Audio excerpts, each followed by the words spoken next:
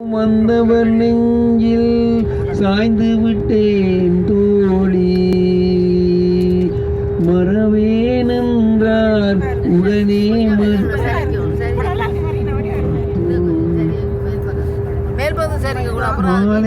பொழுதின் மயக்கத்திலே நான் கனவு கண்டேன். கனவில் வந்தவர் யாரு கேட்டேன், கணவர் என்றார் தோழி. கணவர் என்றால் அவன் கனவு முடிந்ததும் பிரிந்தது ஏன் தோழி? இளமையில் வெறும் கனவுகள் இதில் மறந்தது சில காலம்.